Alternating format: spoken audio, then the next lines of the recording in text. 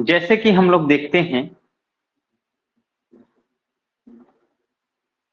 ये 5 membered aromatic ring है, साइक्लोपेंटाडाइल anion, ये बेंजीन रिंग है और ये है ट्रोपोलियम कैटायन, 7 मेंबर्ड रिंग। सभी एरोमेटिक हैं और सभी में 6 पाई इलेक्ट्रॉन्स हैं। क्या है? 6 पाई इलेक्ट्रॉन्स है ना। अब इसका डेल वैल्यू कैसे वेरी होता है? इसमें पर रिंग या पर carbon electron density, pi electron density क्या हो रहा है भैया? कम हो रहा है। यहाँ पर 6 पाई इलेक्ट्रॉन 5 कार्बन में घूम रहे हैं, यहाँ 6 कार्बन में, यहाँ 7 कार्बन में। तो पर कार्बन या पर रिंग इलेक्ट्रॉन डेंसिटी कम हो रहा है, इस कारण से इनका डेल वैल्यू बढ़ते जाता है। ये आया हुआ है कई बार नेट के एग्जाम में, गेट के एग्जाम में, तो याद रखेंगे भैया इसको, है ना। और ये 9.28, कभी वैल्यू ना देके डेल की वैल्यू का ऑर्डर पूछ लेते हैं। तो क्या हो रहा है यहाँ पर रिंग इलेक्ट्रॉन डेंसिटी कम हो रहा है, इसलिए डेल वैल्यू बढ़ रहा है। नोट कर लेंगे आप लोग, नोट कर लेंगे इसको।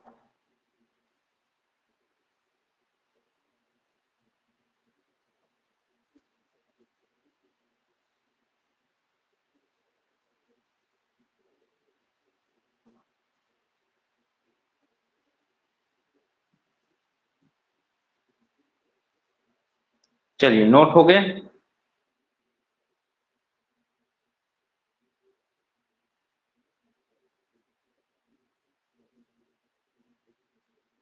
चलिए, यस नोट सर। हो गया। हाँ, चलो आगे बढ़ते हैं। अब देखते हैं हम लोग electronic effect.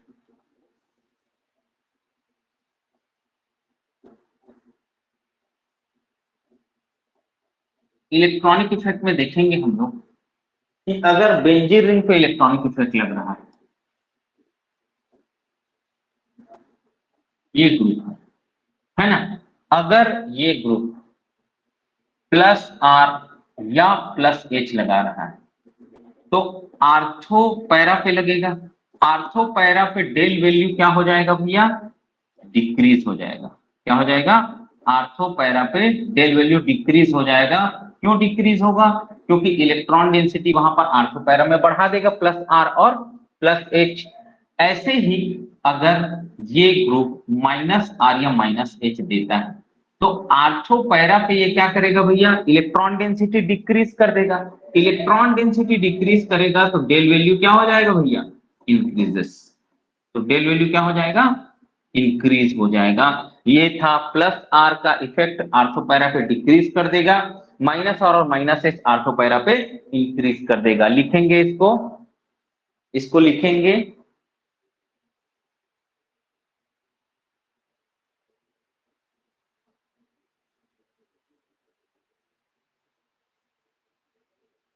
Plus R plus H ortho para पे डिक्रीज करेंगे, minus R minus H ortho para पे डेल वैल्यू इंक्रीज करेंगे। इसी ग्रुप का इफेक्ट अगर माइनस आई होता है, इसी ग्रुप का इफेक्ट माइनस आई होता है तो ये क्या होता है? माइनस आई डिस्टेंस डिपेंडेंट इफेक्ट है, सबसे ज्यादा आर्थो पे, फिर मेटा पे, फिर पैरा पे।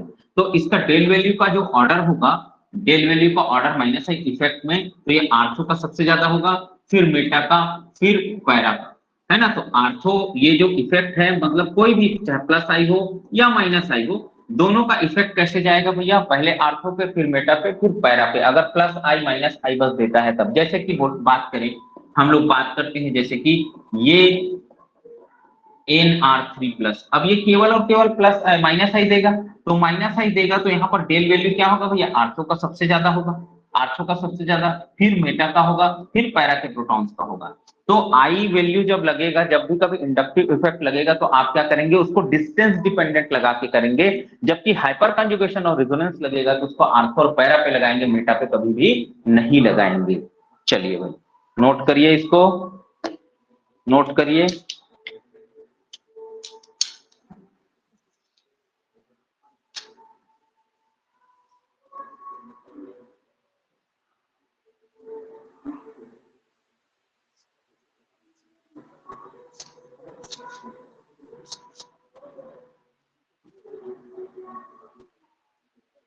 चलिए, हो गया क्या? आगे यस बढ़ता सर। हूं मैं। चलिए इधर देखो, आप ध्यान से देखेंगे ये वाले एग्जाम्पल आते हैं बेटा। ये कोई ग्रुप है ना, और हमने इसको इथिलीन में लगा दिया है। किसमें लगाया है? इथिलीन में लगाया है। अब इसके जो हाइड्रोजन है उसको नंबर दे देते हैं। ए दिख रहा है ना, बी और सी। ये दिख रहा है कि नहीं दिख रहा है? एबीसी लिखा हूं वो। Yes sir. चलो, तो जो ये विथड्रॉइंग इफेक्ट या डोनेटिंग इफेक्ट लगाएगा, ये जो इलेक्ट्रॉन विथड्रॉइंग या डोनेटिंग इफेक्ट लगाएगा, वो सबसे ज्यादा कहां लगता है? तो उसका लिख लेते हैं हम लोग order of effect. Order of effect, तो ये सबसे ज्यादा लगता है। एक मिनट ना,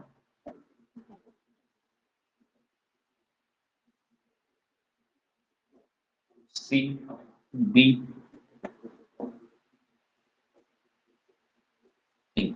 तो ये सबसे ज्यादा लगता है इस ट्रांसपोजिशन पे। तो ऑर्डर ऑफ इफेक्ट क्या होगा? पोजीशन सी बी ए। कोई भी इफेक्ट होगा, चाहे रिलीजिंग हो या विथड्रॉइंग हो, उसका सबसे ज्यादा इफेक्ट किस पे पड़ेगा? इस ट्रांस वाले सी पे, फिर बी पे, फिर ए पे पड़ेगा। अगर ये ग्रुप जो है, अगर ये जो ग्रुप है वो इलेक्ट्रॉन रिलीजिंग हो जाए, ये ग्रुप क्या हो जाए? इलेक्ट्रॉन रिलीजिंग ग्रुप हो जाए। इलेक्ट्रॉन रिलीजिंग ग्रुप होगा तो ये इलेक्ट्रॉन डेंसिटी को किस कार्बन पे पहले बढ़ाएगा? इस कार्बन पे पहले बढ़ाएगा। इस कार्बन पे बढ़ाएगा मतलब क्या हो जाएगा? सी और बी, इनको इलेक्ट्रॉन डेंसिटी ज्यादा मिलेगा, ए को कम मिलेगा। तो सबसे ज्यादा ए को इलेक्ट्रॉन डेंसिटी कम मिल रहा है, तो डेल का जो ऑर्डर है ना, डेल वैल्यू का, सबसे ज्यादा किसको मिलेगा भैया? सी को, फिर बी को, फिर ए को। तो ए को कम मिल रहा है, इसलिए डेल वैल्यू का ऑर्डर क्या हो जाएगा? एच ए, फिर एच बी, फिर एच सी हो जाएगा। कब? जब इलेक्ट्रॉन रिलीजिंग ग्रुप होगा तब। अगर यही ग्रुप अगर इलेक्ट्रॉन विथड्रॉइंग ग्रुप हो जाए, यही ग्रुप क्या हो जाए? इलेक्ट्रॉन विथड्रॉइंग ग्रुप, तो सबसे ज्यादा इलेक्ट्रॉन डेंसिटी जिसको दे रहा था उसी से विथड्रॉ करेगा। किससे विथड्रॉ करेगा? एच सी से, फिर एच बी से, फिर एच ए से। तो इलेक्ट्रॉन डेंसिटी सबसे ज्यादा विथड्रॉ कर रहा है इस कार्बन से, मतलब एच सी से, फिर एच बी से, फिर एच ए से। तो ये ऑर्डर हो जाएगा भैया इसका। जब इलेक्ट्रॉन विथड्रॉइंग ग्रुप यहाँ पे ट्रांस में लगेगा तो सबसे ज्यादा डेल वैल्यू एच सी का, फिर एच बी का, फिर एच ए का आएगा। Order of effect C B A है, ये याद रखेंगे। सबसे ट्रांस में रहता है वहां ज्यादा इफेक्ट लगता है, रिलीजिंग भी और विथड्रॉइंग भी, रिलीजिंग भी और विथड्रॉइंग भी। चलिए नोट करिए भैया इसको।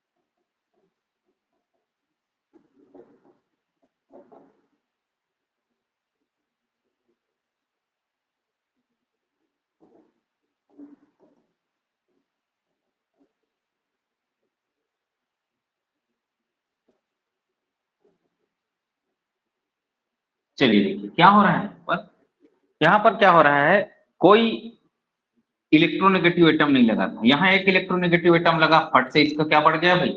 डेल वैल्यू बढ़ गया। दो इलेक्ट्रोनेगेटिव एटम लगा और बढ़ गया, तीन इलेक्ट्रोनेगेटिव एटम लगा और बढ़ गया।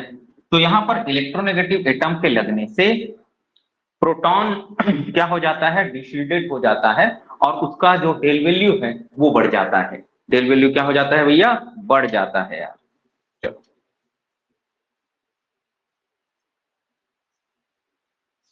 लिखो।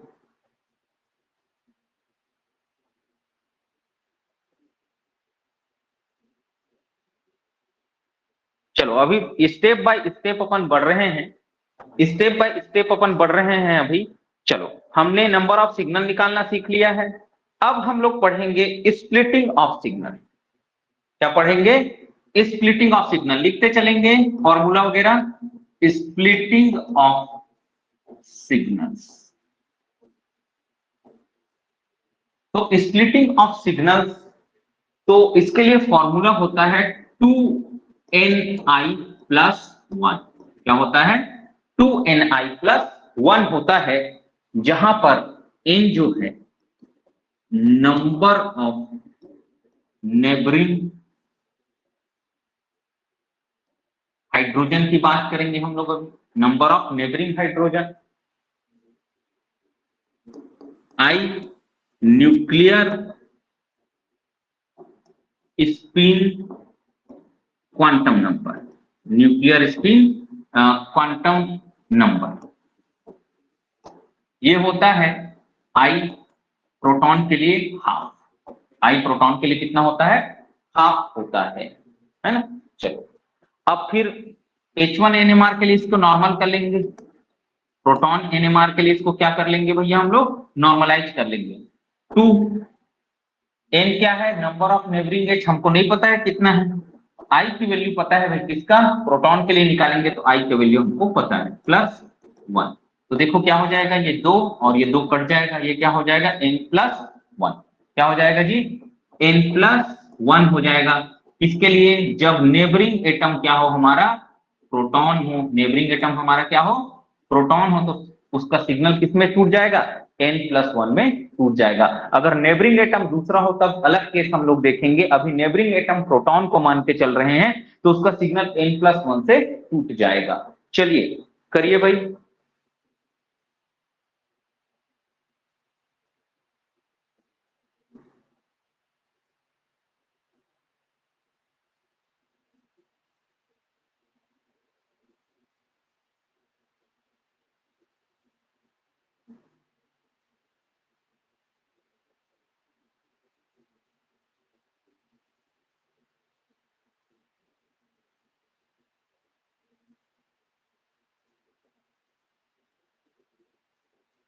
हो गया क्या जी? Yes, sir. चलिए, है ना, हो गया ना सब लोग का। चलो आगे आओ। अब देखते हैं हम लोग कि अगर कंपाउंड हैविंग 2 डिफरेंट नेबरिंग,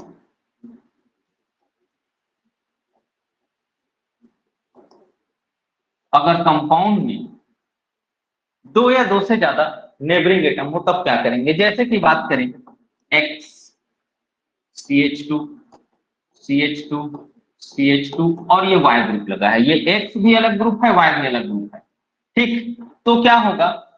इसका जो सिग्नल टूटेगा, इसका जो सिग्नल टूटेगा, इसके एडजेसेंट में कौन है भाई? 2 प्रोटॉन है, तो 2 प्लस 1 में टूट जाएगा यार, है ना। इसका जो सिग्नल टूटेगा, इसके भी एडजेसेंट में क्या है भैया? 2 प्रोटॉन है, तो क्या बोलेंगे? 2 प्लस 1 बोलेंगे। अब इसके एडजेसेंट में 2 अलग अलग टाइप के प्रोटॉन हैं, 2 एक्स एटम से जुड़ा है, 2 वाई एटम से जुड़ा है, तो इसको क्या लिखेंगे हम लोग? 2 प्लस 1। और उधर भी क्या है जी? 2 प्लस 1 अलग से लिखेंगे। तो इसके लिए क्या मिल जाएगा? ट्रिपलेट। इसके लिए क्या मिल जाएगा अपन को? ट्रिपलेट। और इसके लिए ट्रिपलेट ऑफ ट्रिपलेट। क्या मिलेगा? Triplet of triplet. और कितना लाइन हो जाएगा भैया? 9 लाइन, है ना। इसी को क्या बोल देते हैं हम लोग? मल्टीप्लेट। क्या बोल देते हैं इसी को? मल्टीप्लेट बोलते हैं, ठीक है। तो इसके लिए ट्रिपलेट मिलेगा, इसके लिए ट्रिपलेट मिलेगा, और इसके लिए क्या मिल जाएगा? ट्रिपलेट ऑफ ट्रिपलेट, है ना। क्या मिल जाएगा? 9 लाइन, इसको बोलेंगे मल्टीप्लेट। चलिए नोट करिए।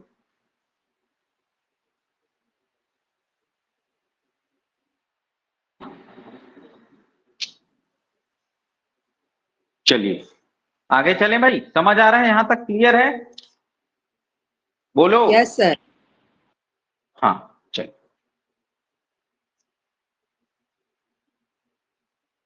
चलिए तो हम लोग अपना क्या निकालेंगे? आप लोग सिग्नल निकालेंगे और स्प्लिटिंग निकालेंगे। तो ऐसे बहुत सारे एग्जांपल अपन लिखते हैं, फटाफट इसको सॉल्व करते हैं, है ना। चलो आप लोग भी करते जाओ। कितना सिग्नल मिलेगा ये तो पता होगा आप लोगों को। तो इसमें किसका सिंगलेट मिलेगा, किसका ट्रिपलेट मिलेगा, किसका क्वार्टेट मिलेगा, इसको सॉल्व करना है। सॉल्व करके देखते जाइए, नहीं बनेगा तब बताएंगे।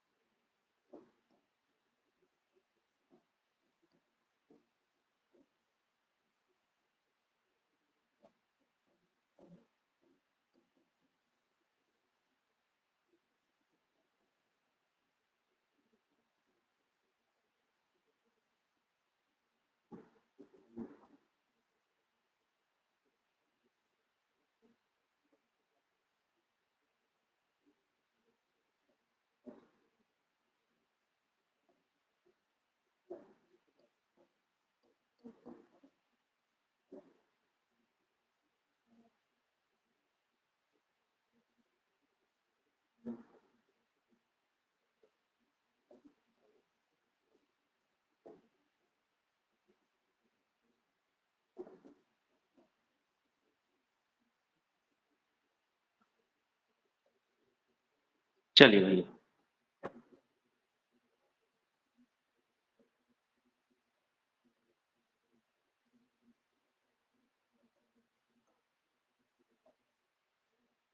चलिए आइए भैया, ये क्या मिलेगा, इसके लिए एक सिग्नल मिलेगा, है ना। और ये इसके एडजेसेंट में कितने प्रोटॉन है जी, 3, 3 प्लस 1 कितना हो जाएगा, 4, 4 पे क्या लिखूंगा मैं, क्यू, क्वार्टेट। इसके एडजेसेंट में कितने प्रोटॉन है, 2, 2 प्लस 1, 2 प्लस 1 मतलब क्या हो जाएगा जी, ट्रिपलेट। इसको टी लिख सकते हैं। ठीक, आ जाओ इधर, ये देखो इसके एडजेसेंट इस एटम में कुछ प्रोटॉनोटॉन है क्या भैया, नहीं है, तो इसके लिए क्या मिलेगा हमको, सिंगलेट मिलेगा। इधर देखो इसके एडजेसेंट में ये 3 प्रोटॉन है, 3 प्लस 1 क्या हो जाएगा, 4, 4 मतलब क्या बोलेंगे इसको, क्वार्टेट। इधर देखो इसके एडजेसेंट में कितने प्रोटॉन है जी, 2, 2 प्लस 1 क्या हो जाएगा, ट्रिपलेट। क्या हो जाएगा, ट्रिपलेट। इधर देखो, ये देखो इसके एडजेसेंट कार्बन पे कोई प्रोटॉन नहीं है, तो क्या मिलेगा इसके लिए, सिंगलेट मिलेगा। इसके एडजेसेंट में 3 प्रोटॉन है, 3 प्लस 1 क्या हो जाएगा भैया, क्वार्टेट। इसके एडजेसेंट में कितने प्रोटॉन है, 2, 2 प्लस 1 क्या हो जाएगा, ट्रिपलेट। इधर देखो ये H, देखो ये H क्या है, एसिडिक है, और इसके एडजेसेंट कार्बन पे कोई प्रोटॉन वोटॉन नहीं है, तो इसके लिए क्या मिलेगा हमको, सिंगल मिलेगा। इसके एडजेसेंट में कितने प्रोटॉन है, 3, 3 प्लस 1 4, 4 मतलब क्वार्टेट। इसके एडजेसेंट में 2 प्रोटॉन, 2 प्लस 1 मतलब ट्रिपलेट। इधर देखो यहाँ पर क्या दिया है, H एक्सचेंजेबल, सर H, हाँ बोलिए। सर ये जो 2+1 लिख रहे हैं उसको एक बार बताइए तो सर। एडजेसेंट, ये तो बता रहा हूं मैडम, एडजेसेंट देखिए ना, ये देखिए इसके लिए अगर देख रहे हैं तो हम एडजेसेंट कार्बन, एडजेसेंट एटम में देख रहे हैं 2 प्रोटॉन है, 2 प्लस 1 लिखे, n+1 में जी तोड़ेंगे ना सिग्नल को। हाँ ठीक, जी चलिए आइए और देखिए, H एक्सचेंजेबल लिख रहे हैं मतलब क्या है, वो H एसिडिक है, वो बाहर निकल जाएगा, वो किसी से कपलिंग नहीं करेगा, तो इसके लिए क्या मिलेगा मेरे को, इसके लिए मेरे को मिलेगा सिंगलेट। इसके लिए क्या मिलेगा मेरे को, सिंगलेट मिलेगा। फिर इसके लिए भैया ये तो कपलिंग करेगा इससे, 3 प्रोटॉन है, 3 प्लस 1 क्या हो जाएगा भैया, क्वार्टेट। क्या हो जाएगा, क्वार्टेट। ऐसे ही इसके एडजेसेंट में 2 प्रोटॉन है, 2 प्लस 1 क्या हो जाएगा भैया, ट्रिपलेट। क्या हो जाएगा, ट्रिपलेट। ऐसे ही अब क्या दे रहा है, इथेनॉल प्योर है, इथेनॉल प्योर है मतलब ये H अब नहीं निकलने वाला, तो ये H O से जुड़ा है और इसके एडजेसेंट में 2 प्रोटॉन है, इसके लिए क्या मिलेगा, अब ट्रिपलेट मिलेगा। इसके लिए क्या मिलेगा, ट्रिपलेट। अब इधर का देख लो, ये जो कार्बन है इसके नेबरिंग कार्बन पे, पड़ोसी कार्बन पे 2 प्रोटॉन है, तो 2 प्लस 1 कितना हो जाएगा भैया, 3 मतलब ट्रिपलेट।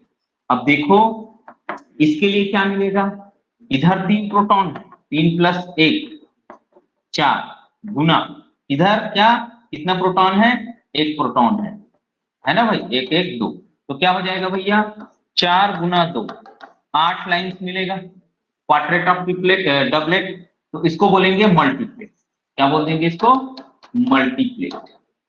चलो अब इसमें आ जाओ, इस कार्बन देखो, ये कार्बन इससे जुड़ा है, इसके एडजेसेंट में कार्बन क्या मिलेगा भैया, 2 कार्बन है, 2 हाइड्रोजन, 2 प्लस 1 ट्रिपलेट। अब इधर देखो ये क्या, इसके एडजेसेंट कार्बन पे 1 प्रोटॉन, 1 प्लस 1 इंटू क्या, इधर 3 है, 3 है तो 3 प्लस 1 क्या हो जाएगा, ये भी हो जाएगा 8 लाइंस। इसी को क्या बोलेंगे हम लोग, मल्टीप्लेट। क्या बोल देते हैं, मल्टीप्लेट। इसको देखेंगे, इसके एडजेसेंट में 2 प्रोटॉन है, 2 प्लस 1 क्या हो जाएगा जी, 3 मतलब ट्रिपलेट, 3 मतलब ट्रिपलेट। आया भैया सबको समझ में आया, चलो नोट करो। सर हाँ जी, किसी को कोई दिक्कत है बोलिए, बताइए। लास्ट वाला को एक बार हाँ, चलो आ जाए, इधर का एक आध को मिटाना पड़ेगा फिर मेरे को।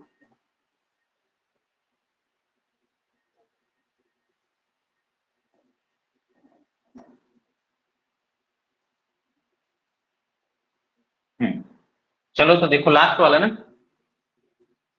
Yes sir, CH3 CH2 C double bond O और ये देखो जिस कार्बन से जुड़ा है उसके एडजेसेंट में 2 हाइड्रोजन है, तो क्या हो जाएगा भैया ये 2+1 कितना हो जाएगा ये 3 मतलब ट्रिपलेट। क्या हो जाएगा 3 मतलब ट्रिपलेट। ये देखिए ये एडजेसेंट कार्बन पे इसके एडजेसेंट कार्बन पे 1 हाइड्रोजन 1+1 और इधर वाले पे क्या है 3+1 है ना 3 प्रोटॉन है, तो क्या हो जाएगा 2 into 4 8 लाइन्स हो जाएगा। 8 लाइन्स को ही क्या बोलेंगे भैया हम लोग मल्टीप्लेट। क्या बोलेंगे मल्टीप्लेट बोलेंगे। इधर आ जाओ इसके एडजेसेंट कार्बन पे 2 हाइड्रोजन है 2 प्रोटॉन है 2+1 कर देना, क्या मिलेगा भैया ट्रिपलेट मिलेगा। क्या मिलेगा ट्रिपलेट मिलेगा। समझ आया? Yes sir. ठीक है भाई, चलो चलो नोट कर लो, नोट कर लो आप लोग।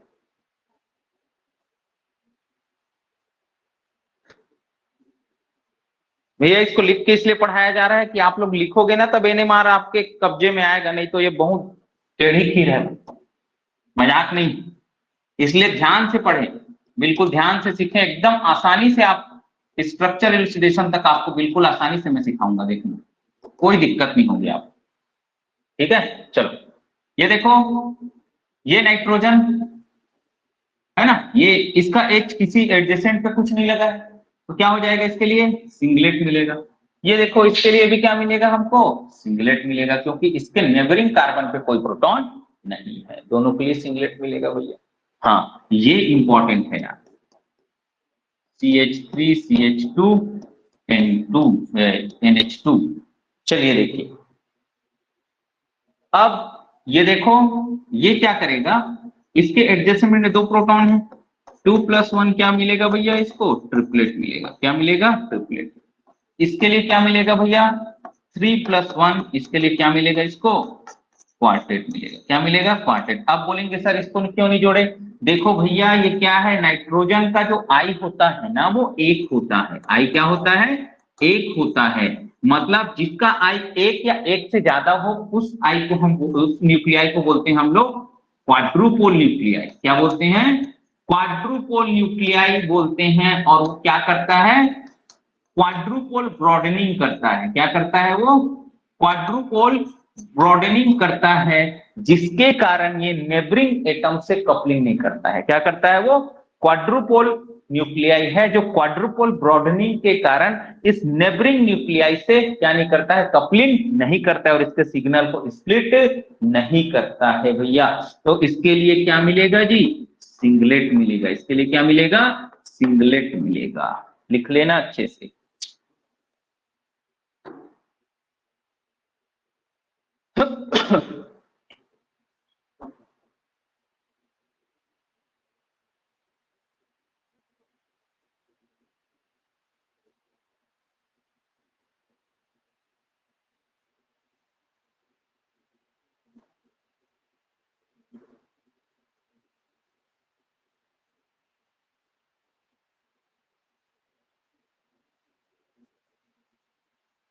चलिए अगर ये हो गया है तो आगे बढ़ूं मैं, आगे बढ़ूं यस लिख सर। लिए आप लोग इसको। चलिए यस सर। हाँ चलो अब देखेंगे हम लोग peak ratio and peak height. Peak ratio and peak height. चलिए भाई देखेंगे peak ratio and peak height क्या होता है। तो इसमें लिखेंगे आप लोग relative height of different signals,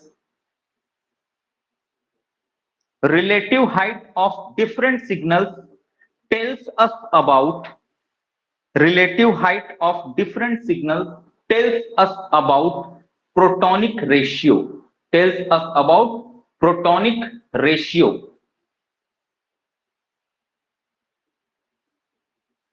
relative height of different signals tells us about protonic ratio। लिख लिए, नीचे लिखेंगे relative height of multiplet of same signal, relative height of multiplet of same signal, relative height of multiplet of same signal tells us about probability of spin orientation. Probability of spin orientation. चलिए अब मैं आगे बढ़ता हूं, देखेंगे भैया, ध्यान से समझेंगे इस चीजों को।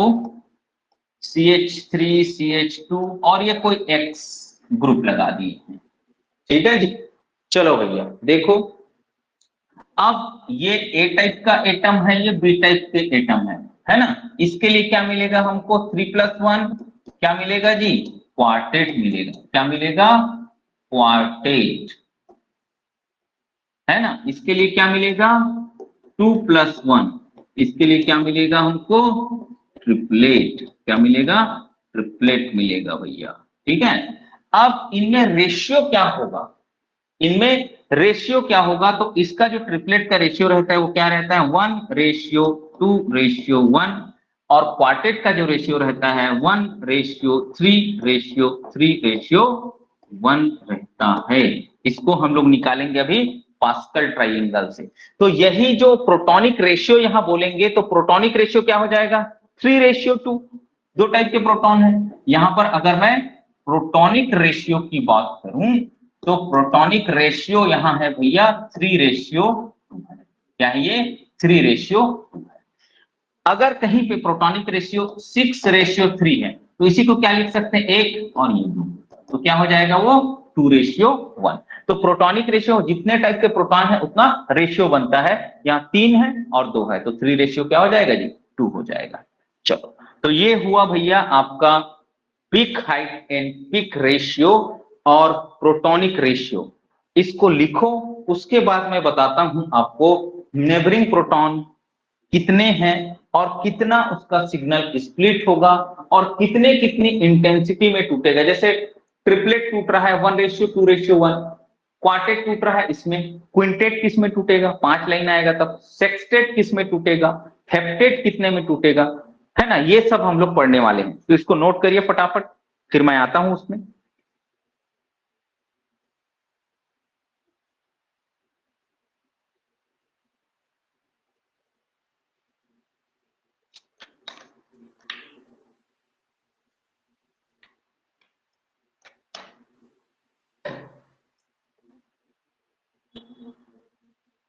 चलो, हो गया क्या note, yes sir. Yes, sir. चलो चलो आ जाओ भैया। अब देखते हैं हम लोग, ये है नेबरिंग प्रोटॉन, नेबरिंग प्रोटॉन्स, ठीक है।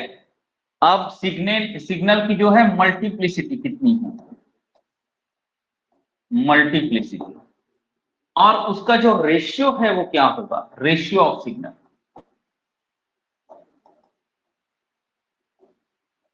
उसको देखेंगे हम लोग।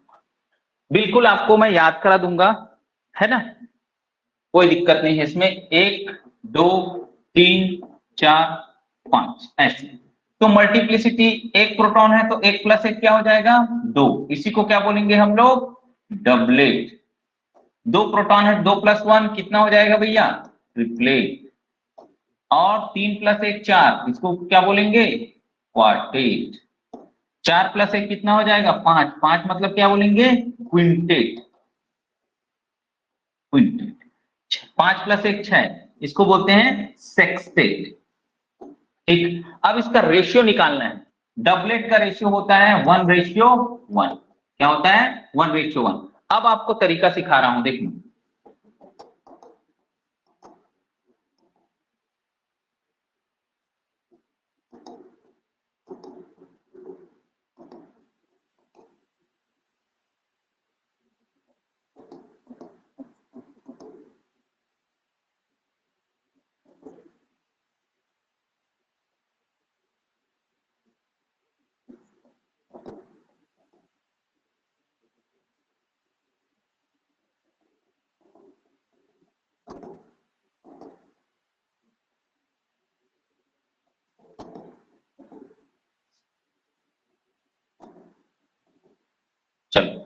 आप लोगों को यहाँ पे कुछ दिख रहा है क्या?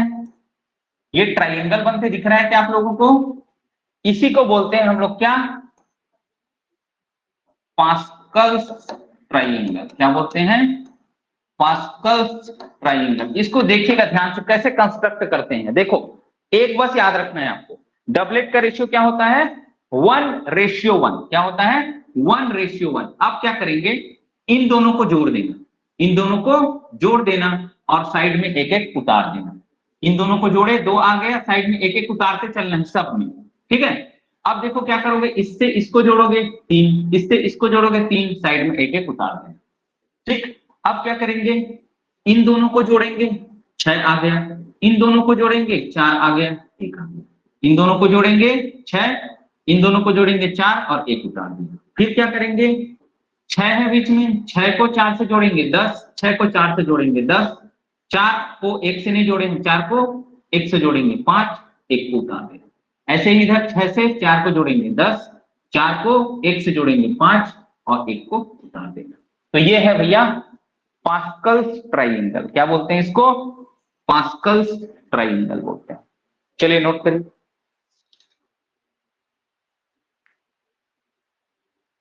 हो गया सर।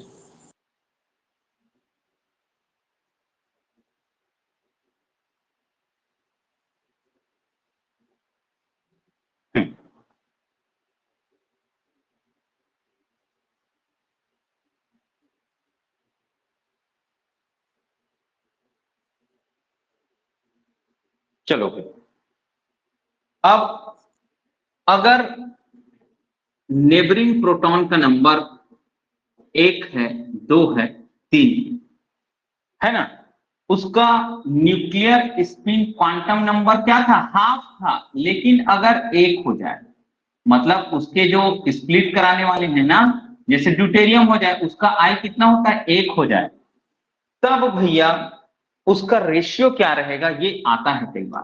क्या आता है? अगर नेबरिंग में जो एटम है उसका आई 1 है, आई 1 है, तो देखना हम फार्मूले में रखते हैं 2ni+1। तो देखो क्या होगा, 2 इंटू एन का नंबर 1 है, आई भी 1 है, प्लस 1, क्या करेंगे भैया, कितना आ जाएगा? 3 लाइन आएगा। कितना लाइन आएगा? 3 लाइन आएगा, 3 लाइन्स, 3 लाइन्स, है ना भाई? तो 3 लाइन्स आएगा। जब नेबरिंग प्रोटॉन का नंबर 1 हो तो जो भी सिग्नल आएगा उसका रेशियो हमेशा क्या रहेगा? 1:1:1 रहेगा, 1:1:1 रहता है। ठीक, अब यही नेबरिंग प्रोटॉन 2 हो जाए, 2 गुना ये नेबरिंग प्रोटॉन 2, आई उसका 1 है, प्लस 1, कितना हो जाएगा जी? 2 2 4 और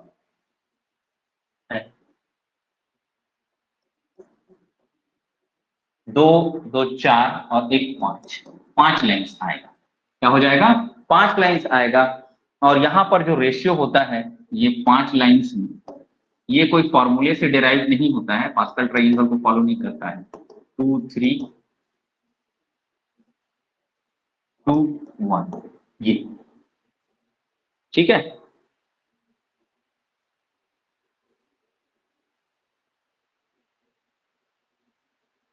चलो, अब नेबरिंग एटम 3 हो जाए, नेबरिंग एटम कितने हो जाए? 3 गुना 1 प्लस 1, कितना हो जाएगा भैया? 7 लाइन्स हो जाएगा, 3 दूनी 6 1 7।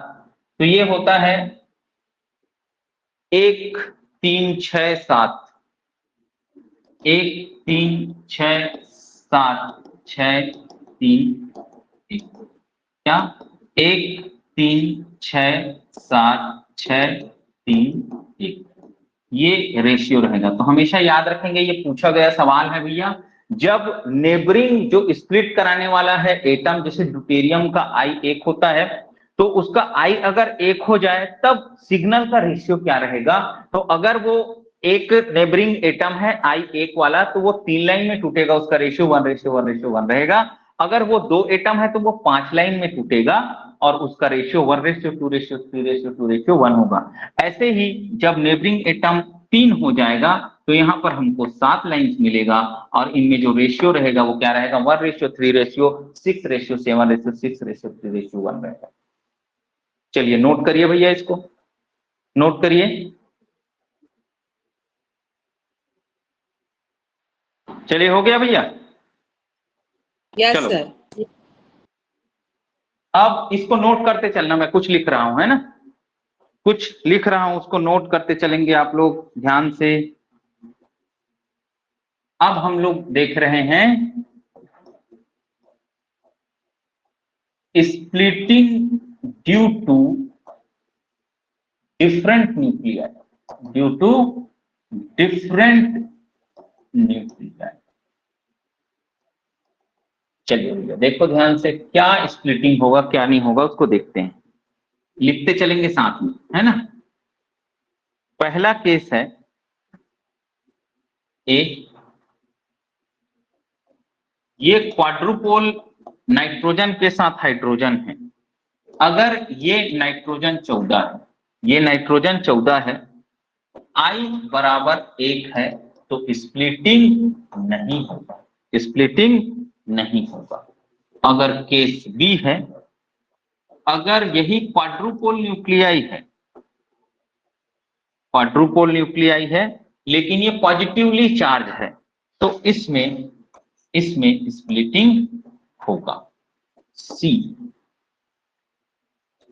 क्वाड्रुपोल न्यूक्लियाई है, पॉजिटिव चार्ज है, कार्बन से जुड़ा हाइड्रोजन, कार्बन से जुड़ा हाइड्रोजन, एक एच का अंतर आ गया, एक एटम का अंतर आ गया, स्प्लिटिंग नहीं होगा। डी, नाइट्रोजन है, कार्बन है, हाइड्रोजन, हम लोगों ने बता दिया है भैया, स्प्लिटिंग नहीं होता है due to quadrupole broadening, due to quadrupole broadening. तो ये एक केस हो गया भैया। अब मैं इधर दूसरा केस लिखता हूं, तब तक आप इसको लिखेंगे। अब नाइट्रोजन 15 है, नाइट्रोजन 15 है। अब नाइट्रोजन 15 का जो आई होता है ना जी, नाइट्रोजन 15 का जो आई होता है वो क्या होता है, हाफ होता है, मतलब ये स्प्लिटिंग देगा यार, क्या करेगा ये, स्प्लिटिंग देगा।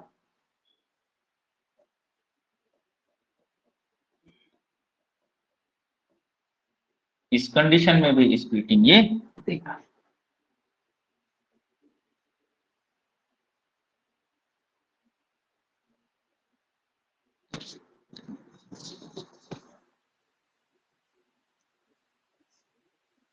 तीसरा,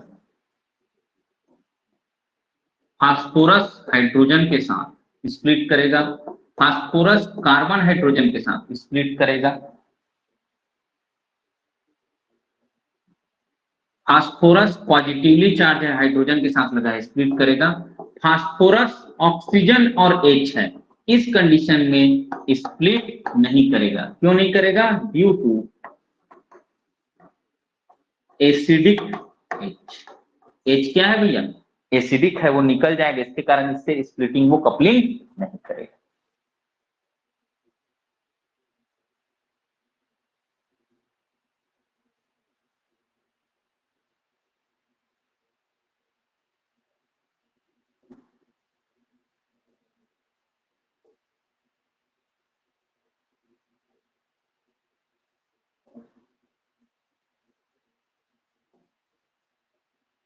वो तीसरे का ही मैं आगे का लिख रहा हूं। फास्फोरस, ये क्वाड्रुपोल वाला नाइट्रोजन H स्प्लिटिंग नहीं करेगा। फास्फोरस नाइट्रोजन 15, जब तक लिख के ना दे तब तक 15 मत मानना, H स्प्लिटिंग करेगा। फास्फोरस ऑक्सीजन, ये कार्बन से अलग है, फिर भी ये स्प्लिटिंग करेगा। फास्फोरस फ्लोरीन के साथ स्प्लिटिंग करेगा। फास्फोरस पॉजिटिव फ्लोरीन के साथ स्प्लिटिंग करेगा। फास्फोरस कार्बन, ये फ्लोरीन जुड़ा है, स्प्लिटिंग करेगा।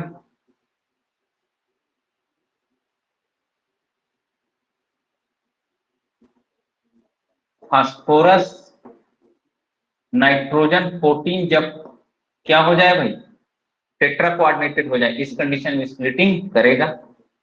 फास्फोरस नाइट्रोजन 15 है, फास्फोरस और नाइट्रोजन 15 है, तो इस कंडीशन में स्प्लिटिंग करेगा। फास्फोरस नाइट्रोजन 14 है, नहीं करेगा। यहां तक लिखेंगे। ये क्या लिख रहे हैं वो समझ आएगा भैया अभी।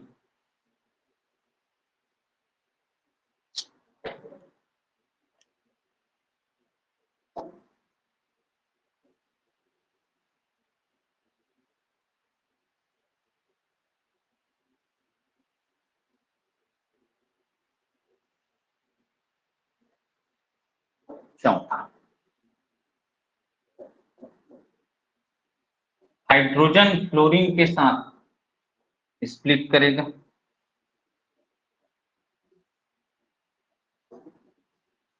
इन दोनों में, हाइड्रोजन और फ्लोरीन में कपलिंग होगी।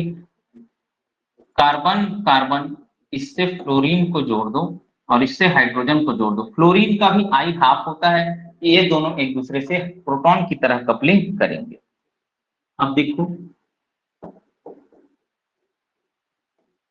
यहां फ्लोरीन लगा दो भैया, ये H लगा दो, ये H लगा दो, ये H लगा दो।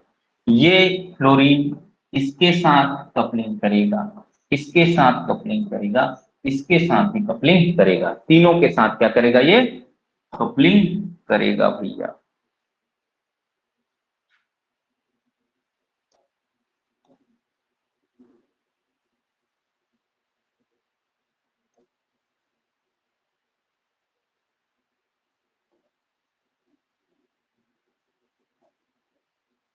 ये फ्लोरीन, ये इस H के साथ, इस H के इधर भी सेम सेम है, नहीं बना रहा हूं, इस H के साथ कपलिंग करेगा, इस H के साथ भी कपलिंग करेगा। इसी को बोलेंगे हम लोग लॉन्ग रेंज कपलिंग, और अच्छे से पढ़ेंगे इसको, लॉन्ग रेंज कपलिंग को लॉन्ग रेंज कपलिंग बोलेंगे।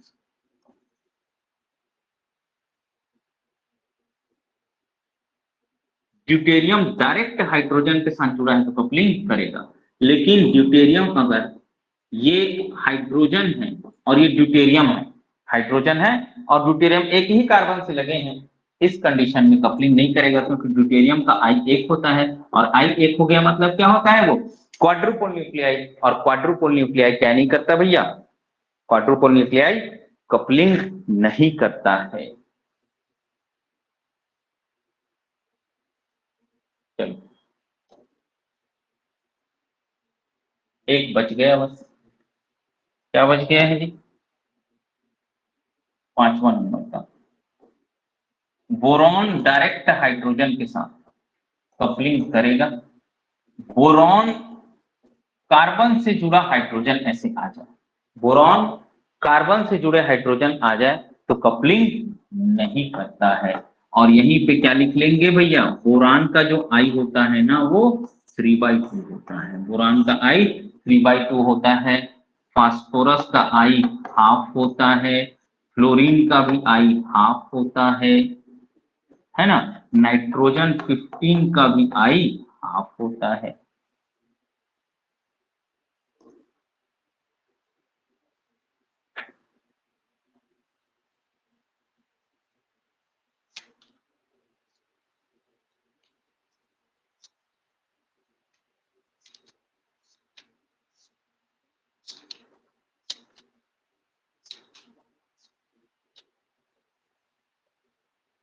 चलिए, इसको अच्छे से नोट कर लीजिए आप लोग, फिर मिलते हैं अगली क्लास में, है ना।